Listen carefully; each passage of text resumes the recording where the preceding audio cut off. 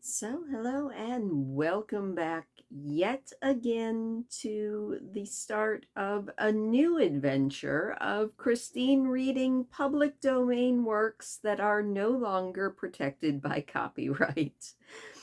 And we did a little poll, and the book that won as the first public domain book that I will be reading was The Strange Case of Dr. Jekyll and Mr. Hyde by Robert Louis Stevenson, who was born in the year 1850 and died in 1894 at the very tender, very young age of 44. Evidently, he was a very sickly person all through his life and spent a lot of time confined in bed, especially as a child. He was born in Edinburgh, Scotland, to middle class parents who were actually quite well known. His father's family designed and engineered lighthouses, which I think is really cool, and his mother's family were mostly ministers and things like that. He was raised by a succession of nannies who helped foster his imagination since he was considered too weak to go to public school until he was much older. And he died at age 44 of a brain hemorrhage, which sounds terrible. He also wrote a lot of books, including Treasure Island and one that was about traveling through, or inspired by traveling through the United States, where he was going to be married to his love, who was a very interesting woman herself, in that in the 1800s, she actually traveled by herself with her two children. She was in her 30s when Robert Louis Stevenson was in his mid 20s. They met in Scotland while she was separated from her husband and carried on a 2-year affair in Scotland until she had to return home to America to her husband.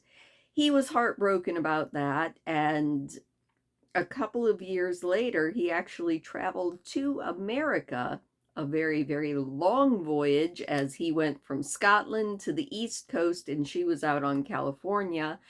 And he traveled all across America, getting more inspiration for yet more books until he was reunited with her, where she divorced her husband and married him, and they were together ever after, which is really interesting. You don't hear very much about American divorcee women marrying much younger Scottish men back in the 1800s, but that was one thing that I found out about his life that I was very interested in. So he wrote The Strange Case of Dr. Jekyll and Mr. Hyde, according to what I read on Wikipedia, in the span of about a week. It came to him in a dream and from tales that have been told since the writing of it. He also burned his first manuscript of the book because his wife had critiqued it, and he took her rewrites into consideration and did them all very, very fast. And that is how we ended up with this story. Again, this story is in the public domain. It was first written and copyrighted in 1886, and honestly, I feel like the book that I am reading it from might not be too much younger than that, given some of the other dates that I have found in it that seem to date from the 1800s.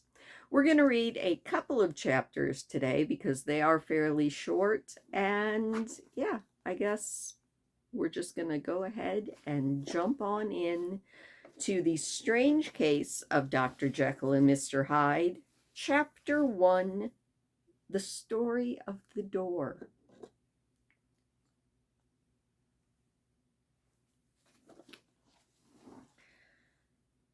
Mr. Utterson the lawyer was a man of rugged countenance that was never lighted by a smile, cold, scanty and embarrassed in discord, backward in sentiment, lean, long, dusty, dreary, and yet somehow lovable.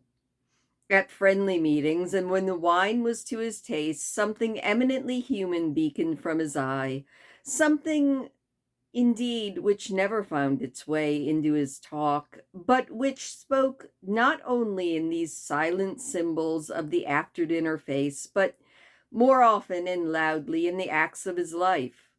He was a stoor with himself, drank gin when he was alone to mortify a taste for vintage, and though he enjoyed the theater, had not crossed the doors of one for 20 years.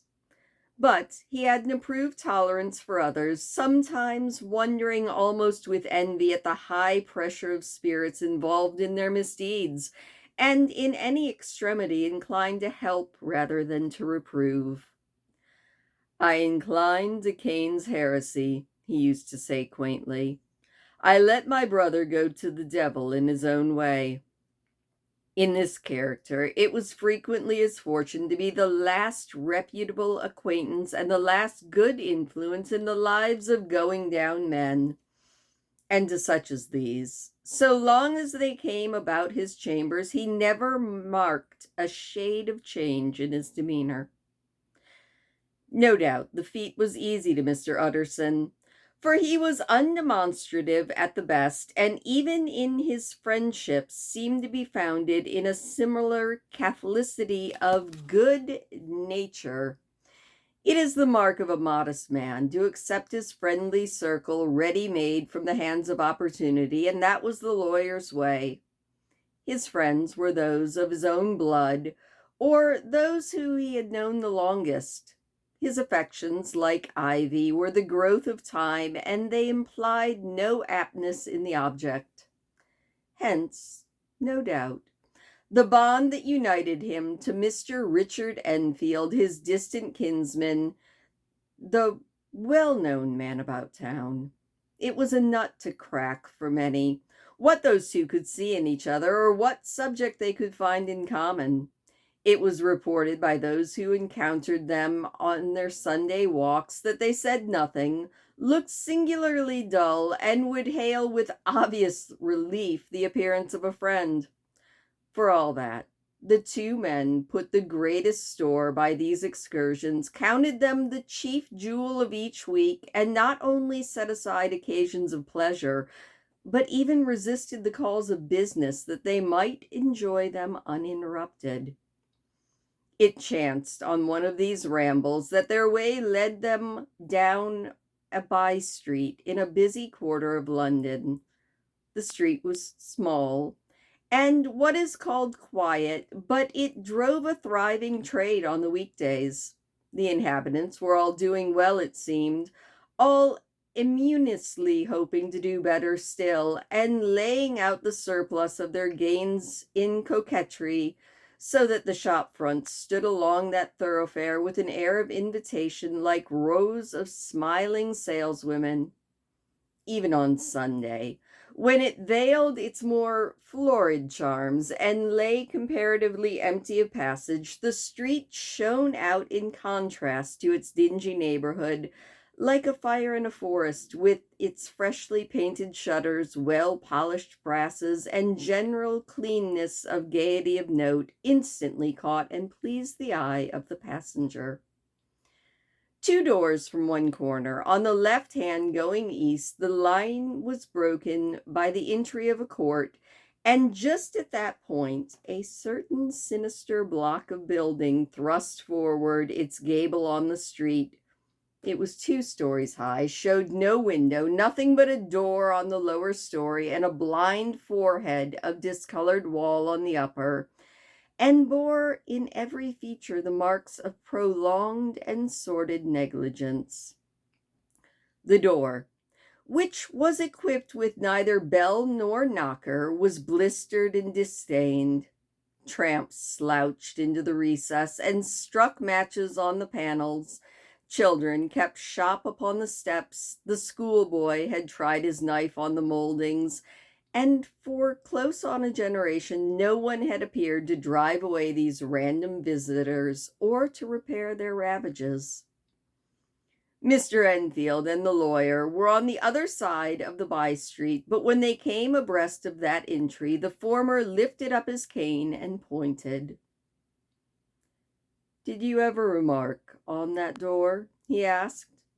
And when his companion had replied in the affirmative, "It is connected in my mind," added he, "with a very odd story."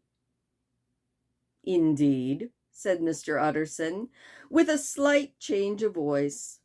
"And what was that?" "Well, it was this way," returned Mr. Enfield. "I was coming home from some place at the end of the world about 3 o'clock of a black winter morning, and my way lay through a part of town where there was literally nothing to be seen but lamps, street after street, and all folks asleep, street after street, all lighted up as if for a procession, and all as empty as a church, till at last I got into that state of mind when a man listens and listens and begins to long for the sight of a policeman. All at once I saw two figures. One a little man who was stumping along eastward at a good walk, and the other a girl of maybe 8 or 10, who was running as hard as she was able down a cross street. Well, sir, the two ran into one another naturally enough at the corner, and then came the horrible part of the thing, for the man tramped calmly over the child's body and left her screaming on the ground. It sounds nothing to hear, but it was hellish to see. It wasn't like a man. It was like some damn juggernaut. I gave a view hello and took my heels and collared my gentleman and brought him back to where there was already quite a group about the screaming child. He was perfectly cool and made no resistance, but gave me one look so ugly it brought out the sweat on me like running. The people who had turned out were the girl's own family, and pretty soon the doctor for whom she had been sent put in his appearance. Well, the child was not so much the worse, more frightened, according to the sawbones, and there you might have supposed it would be an end to it. But there was one curious circumstance. I had taken a loathing to my gentleman at first sight. So had the child's family, which was only natural. But the doctor's case was what struck me. He was the usual cut and dry apothecary of no particular age and color, with a strong Edinburgh accent and about as emotional as a bagpipe. Well, sir, he was like the rest of us. Every time he looked at my prisoner, I saw the sawbones turn sick and white with the desire to kill him. I knew what was in his mind, just as he knew what was in mine, but killing being out of the question would make such we did the next best thing. We told the man we could and would make such a scandal out of this as should make his name stink from one end of London to the other. If he had any friends or any credit, we undertook that he should lose them. And all the time, as we were pitching it red hot, we were keeping an eye, the women off of him as best as we could, for the women were wild as harpies. I never saw a circle of such hateful faces, and there was the man in the middle, with a kind of black, sneering coolness. Frightened, too, I could see that, but carrying it off, sir, really like Satan. "If you choose to make capital out of this accident," said he, "I am naturally helpless. No gentleman but wishes to avoid a scene," says he. "Name your figure."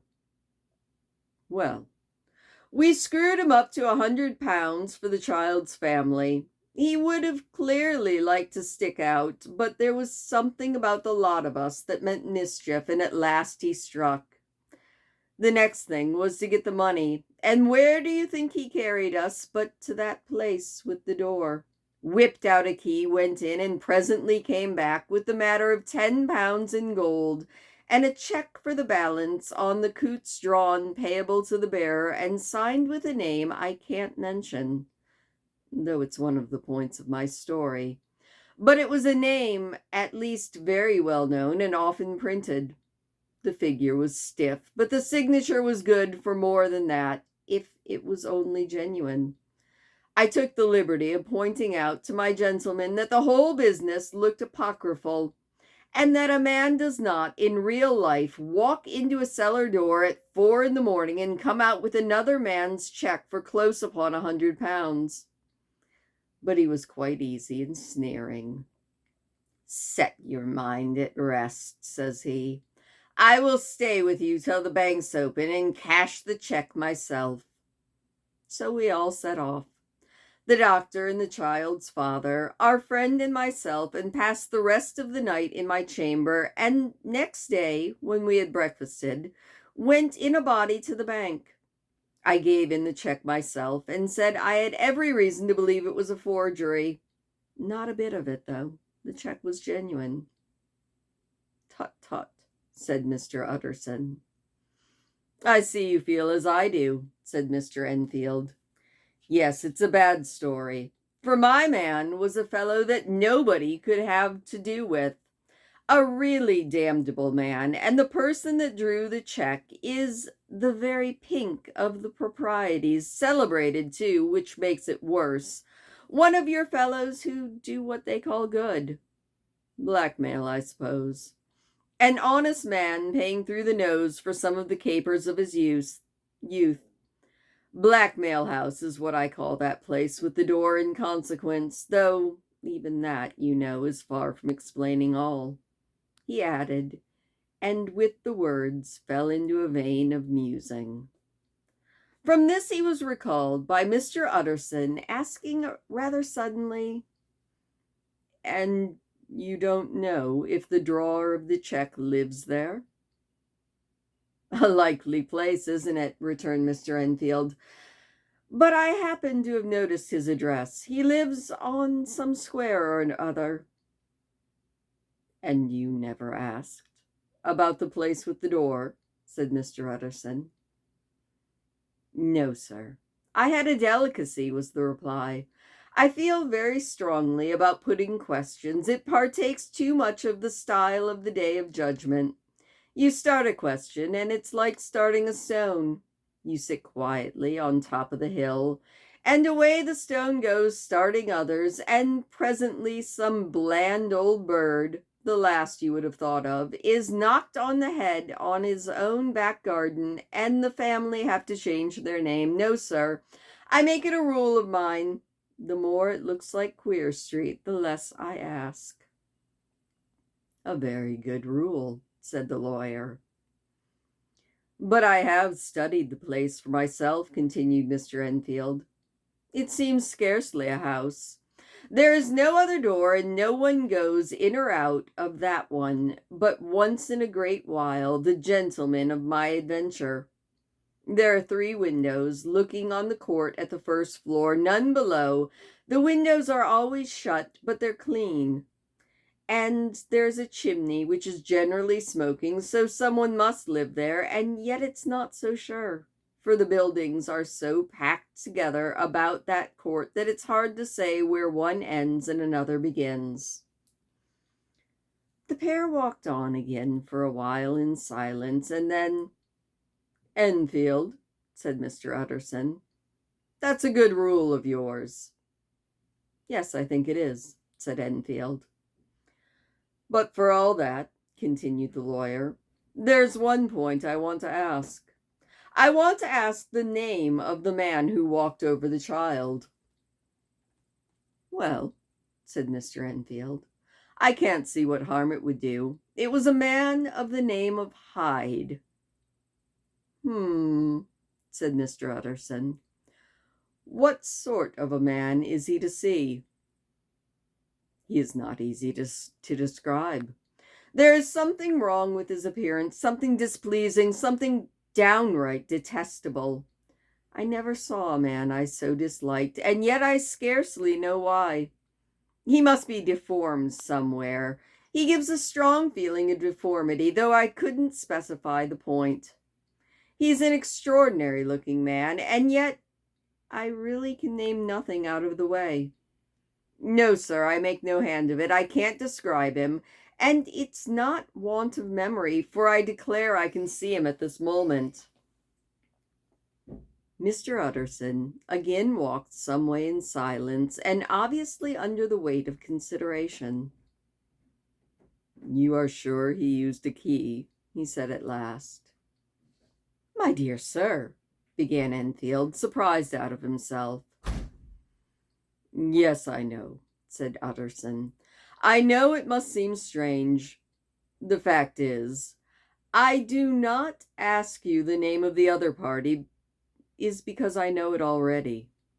You see, Richard, your tale has long gone home. If you have been inexact in any point, you had better correct it."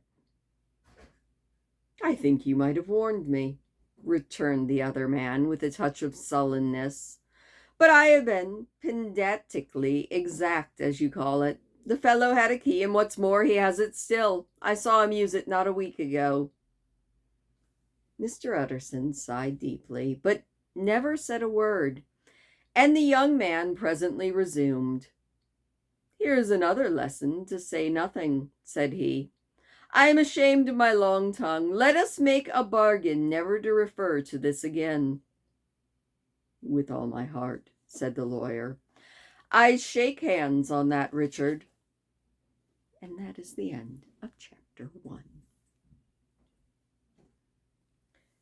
Chapter 2 is titled The Search for Mr. Hyde. That evening, Mr. Utterson came home to his bachelor home in somber spirits and sat down to dinner without relish.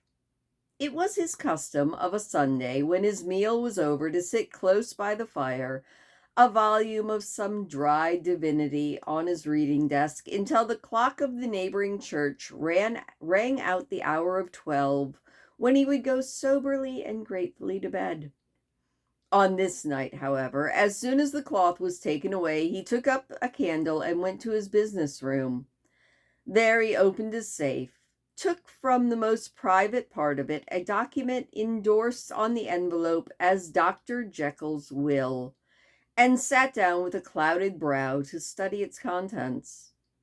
The will was a holograph, for Mr. Utterson, though he took charge of it now that it was made, and had refused to lend the least assistance in the making of it. It provided not only that, in case of the decease of Henry Jekyll, M.D., D.C.L., LL.D., F.R.S., etc., all of his possessions were to pass to the hands of his friend and benefactor, Edward Hyde, but also, in case of Dr. Jekyll's disappearance or unexplained absence for any period exceeding 3 calendar months, that the said Edward Hyde should step into the said Henry Jekyll's shoes without further delay, and free from any burden or obligation beyond the payment of a few small sums to the members of the doctor's household. This document had long been the lawyer's eyesore. It offended him both as a lawyer and as a lover of the sane and customary sides of life, to whom the fanciful was the immodest. And heretofore it was his ignorance of Mr. Hyde that swelled his indignation. Now, by a sudden term, it was his knowledge.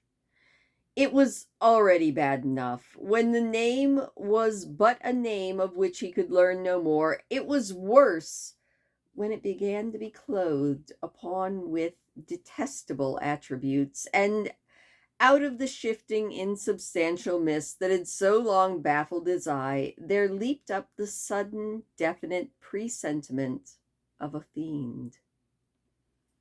"I thought it was madness," he said, as he replaced the obnoxious paper in the safe, "and now I begin to fear it is disgrace." With that he blew out his candle, put on a greatcoat, and set forth in the direction of Cavendish Square, that citadel of medicine where his friend, the great Dr. Lane, and his house and receives the crowding patients. That sentence made no sense. We'll try it again. With that, he blew out his candle, put on a greatcoat, and set forth in the direction of Cavendish Square, that citadel of medicine where his friend the great Dr. Lane had his house and received his crowding patients. If anyone knows, it will be a Lane, he thought. The solemn butler knew and welcomed him. He was subjected to no stage of delay, but ushered direct from the door to the dining room where Dr. Lane sat alone over his wine. This was a hearty, healthy, dapper, red-faced gentleman with a shock of hair prematurely white and a boisterous and decided manner. At the sight of Mr. Utterson, he sprang up from his chair and welcomed him with both hands. The geniality, as was the way of the man, was somewhat theatrical to the eye, but it reposed a genuine feeling. For these two were old friends, old mates both at school and college, both thorough respecters of themselves and each other, and, what does not always follow, men who thoroughly enjoyed each other's company. After a little rambling talk, the lawyer led up to the subject which had so disagreeably preoccupied his mind. "I suppose, Lanyon," said he, "you and I must be the oldest friends that Henry Jekyll has." "I wish the friends were younger," chuckled Dr. Lanyon. "But I suppose we are, and what of that? I see little of him now." "Indeed," said Utterson. "I thought you had a bond of common interest." "We had," was the reply. "But it is more than 10 years since Henry Jekyll became too fanciful for me. He began to go wrong in the mind, and though of course I continue to take an interest in him for old sake's sake, as they say, and I have seen devilish little of the man. Such unscientific balderdash," said the doctor, flushing suddenly purple. "Would have estranged Damon and Pythias." This little spirit of temper was somewhat of a relief to Mr. Utterson. They have only differed in some point of science, he thought, and being a man of no scientific passions except in the matter of conveyancing, he even said, "It is nothing worse than that." He gave his friend a few seconds to recover his composure, and then approached the question he had come to put. "Did you ever come across a protege of his, one Hyde?" he asked. "Hyde?" said Lanyon. "No, never heard of him. Since my time." That was the amount of information that the lawyer carried back with him to the great dark bed in which he tossed to and fro until the small hours of morning began to grow large. It was a night of little ease to his toiling mind, toiling in near darkness and besieged by questions. 6 o'clock struck on the bells of the church that was so conveniently near Mr. Utterson's dwelling, and still he was digging at the problem. Heretofore, it had touched him on the intellectual side alone, but now his imagination also was engaged, or rather enslaved, and as he lay and tossed in the gross darkness of the night and the curtained room, Mr. Enfield's tale went by before his mind in a scroll of lighted pictures.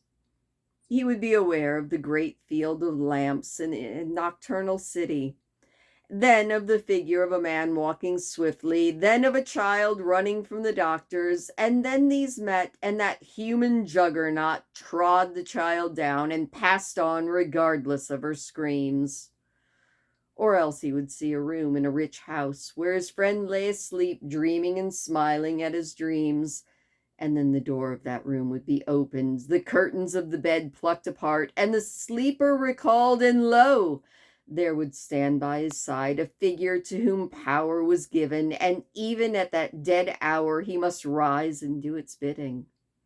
The figure in those two places haunted the lawyer all night, and if at any time he dozed over, it was but to see it glide more stealthily through sleeping houses, or move the more swiftly still, the more swiftly even to dizziness, through wider labyrinths of a lamp-lighted city, and at every street corner crush a child and leave her screaming.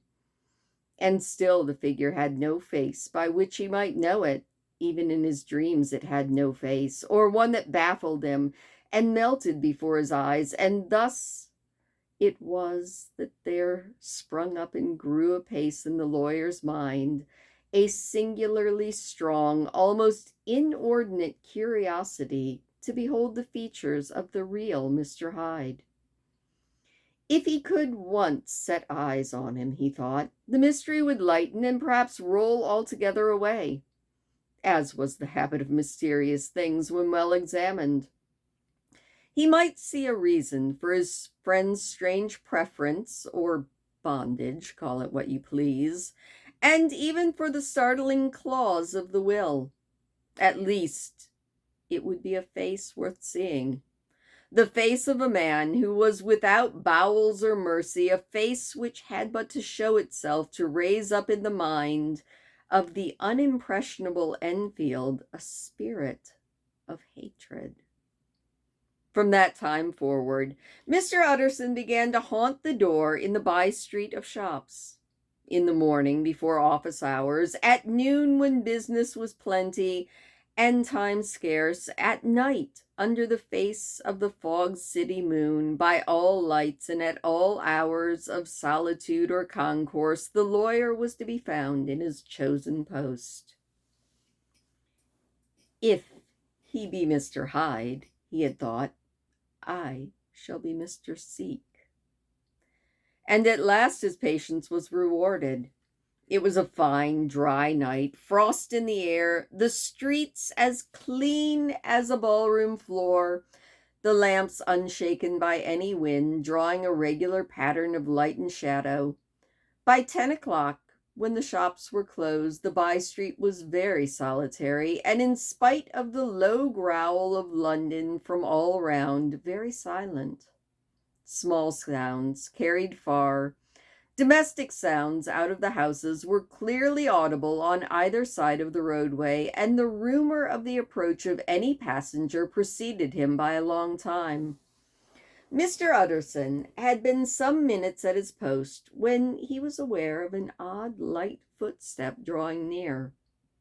In the course of his nightly patrols, he had long grown accustomed to the quaint effect in which the footfalls of a single person, while he is a great way off, suddenly spring out distinct from the vast hum and clatter of the city. Yet his attention had never before been so sharply and decisively arrested, and it was with a strong, superstitious prevision of success that he withdrew into the entry of the court. The steps drew swiftly nearer and swelled out suddenly louder as they turned to the end of the street. The lawyer, looking forth from the entry, could soon see what manner of man he had to deal with. He was small and very plainly dressed, and the look of him, even at that distance, went somehow strongly against the watcher's inclination. But he made straight for the door, crossing the roadway to save time, and as he came, he drew a key from his pocket like one approaching home. Mr. Utterson stepped out and touched him on the shoulder as he passed. Mr. Hyde, I think. Mr. Hyde shrank back with a hissing intake of the breath, but his fear was only momentary, and though he did not look the lawyer in the face, he answered coolly enough, "That is my name. What do you want?" "I see you are going in," returned the lawyer. "I am an old friend of Dr. Jekyll's, Mr. Utterson of Gaunt Street. You must have heard my name, and meeting you so conveniently, I thought you might admit me." "You will not Find Dr. Jekyll. He is from home," said Mr. Hyde, blowing in the key. And then suddenly, but still without looking up, "How do you know me?" "On your side," said Mr. Utterson. "Will you do me a favor?" "With pleasure," said the other. "What shall it be?" "Will you let me see your face?" said the lawyer.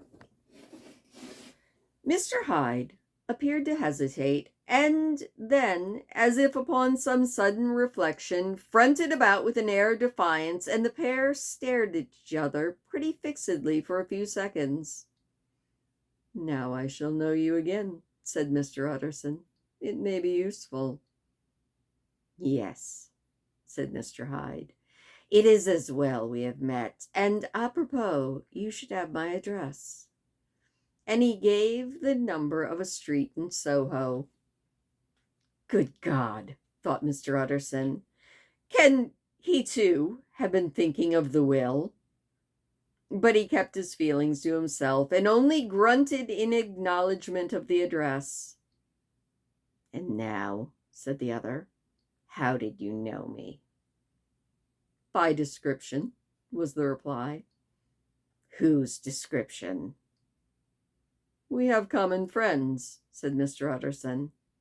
"Common friends," echoed Mr. Hyde a bit hoarsely. "Who are they?" "Jekyll, for instance," said the lawyer. "He never told you," cried Mr. Hyde, in a flush of anger. "I did not think you would have lied." "Come," said Mr. Utterson, "that is not fitting language." The other snarled aloud into a savage laugh, and the next moment, with extraordinary quickness, he had unlocked the door and disappeared into the house. The lawyer stood a while, when Mr. Hyde had left him, the picture of disquietude. Then he began, slowly, to mount the street, pausing every step or two and putting his hand to his brow, like a man in mental perplexity. The problem he was thus debating as he walked was one of a class that is rarely solved. Mr. Hyde was pale and dwarfish. He gave the impression of deformity without any nameable malformation. He had a displeasing smile. He had borne himself to the lawyer with a sort of murderous mixture of timidity and boldness, and he spoke with a husky, whispering, somehow broken voice. All these were points against him, but not all of these together could explain the heretofore unknown disgust, loathing, and fear with which Mr. Utterson regarded him. "There must be something else," said the perplexed gentleman. "There is something more, if I could find a name for it. God bless it! The man seems hardly human. Something troglodytic, shall we say? Or can it be the old story of Dr. Fell? Is it the mere radiance of a foul soul that thus transpires through and transfigures its clay continent? The last, I think. For, oh, my poor Harry Jekyll, if ever I read Satan's signature on a face, it is on that of your new friend." Round the corner from the by-street there was a square of ancient, handsome houses, now for the most part decayed from their high estate, and let in flats and chambers to all sorts and conditions of men: map engravers, architects, shady lawyers, and the agents of obscure enterprises. One house, however, second from the corner, was still occupied entire, and at the door of this, which wore an air of great wealth and comfort, though it was now plunged in darkness except for the fanlight, Mr. Utterson stopped and knocked. A well-dressed elderly servant opened the door.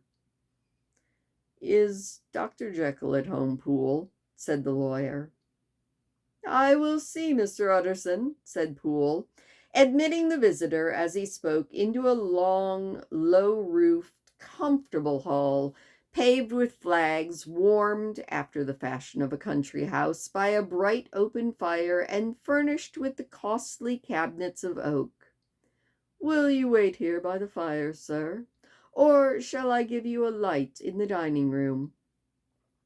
"Here, thank you," said the lawyer. And he drew near and leaned on the tall fender.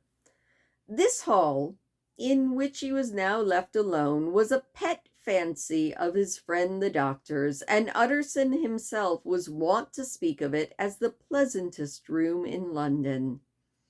But tonight there was a shudder in his blood. The face of Hyde sat heavy on his memory, and he felt, which was rare to him, a nausea and distaste of life, and the gloom of his spirits. He seemed to read a menace in the flickering of the firelight on the polished cabinets, and the uneasy startling of a shadow on the roof. He was ashamed of his relief when Poole presently returned to announce that Dr. Jekyll was gone out. "I saw Mr. Hyde go in by the old dissecting room door, Poole," said Utterson. "Is that right, when Dr. Jekyll is away from home?" "Quite right, Mr. Utterson, sir," said the servant. "Mr. Hyde has a key." "Your master seems to repose a great deal of trust in that young man, Poole," said the lawyer musingly. "Yes, sir, he do indeed," said Poole. "We have all orders to obey him." "I do not think I ever met Mr. Hyde," said Utterson. "Oh dear, no, sir. He never dines here," replied the butler. "Indeed, we see very little of him on this side of the house. He mostly comes and goes by the laboratory." "Well, good night, Poole." "Good night, Mr. Utterson." And then the lawyer set out homeward with a very heavy heart. "Poor Harry Jekyll," he thought. "My mind misgives that he is in deep waters. He was wild when he was young, a long while ago, to be sure, but in the law of God there is no statute of limitations. Aye, it must be that. Some ghost of some old sin, the cancer of some concealed disgrace, punishment coming pede claudo, years after memory has forgotten and self-love condoned the fault." And the lawyer, scared by that thought, brooded a while on his own past, groping in all the corners of his memory, lest by chance some jack-in-the-box of an old iniquity should leap to light there. His past was fairly blameless. Few men could read the rolls of their life with less apprehension, yet he was humbled to the dust by the many ill things he had done, and raised up again into a sober and fearful gratitude the many that he had come so near to doing and yet avoided. And then, by a return on his former subject, he conceived a spark of hope. This Master Hyde, if he were studied, thought he, must have secrets of his own, black secrets by the look of him, secrets compared to which poor Jekyll's worst would be like sunshine. Things cannot continue as they are. It turns me cold to think of this creature stealing like a thief into Harry's bedside, and poor Harry, what awakening! And the danger of it. For if this Hyde suspects the existence of the will, he may grow impatient to inherit. Aye, I must put my shoulder to the wheel if Jekyll will but let me. If Jekyll will only let me. For once more he saw before him in his mind's eye, clear as a transparency, the strange clause in the will.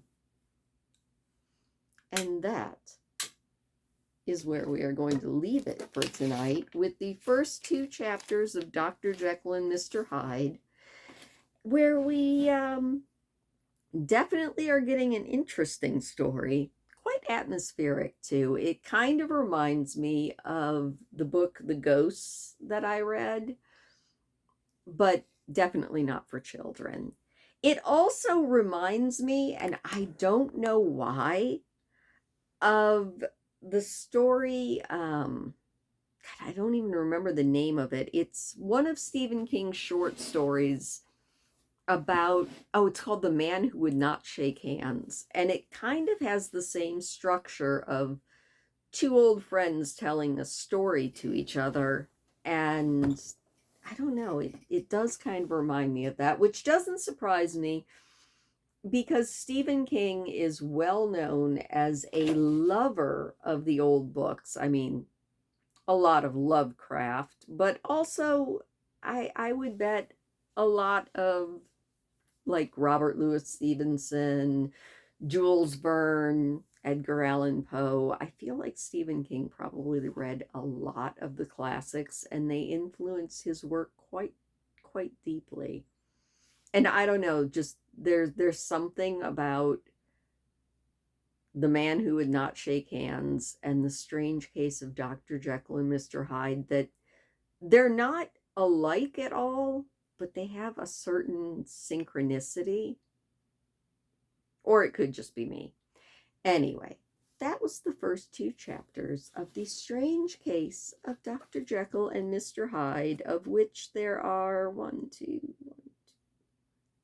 Oh, very nice. We'll do 2 chapters a night until the book is done, so it's not going to take long because it is a fairly short story, but I kind of enjoyed that. Thank you for joining me. Please do leave a thumbs up if you don't mind. It does always make me smile. Be sure to hit the subscribe button so that you don't miss any more of this classic book, and I will see you next time.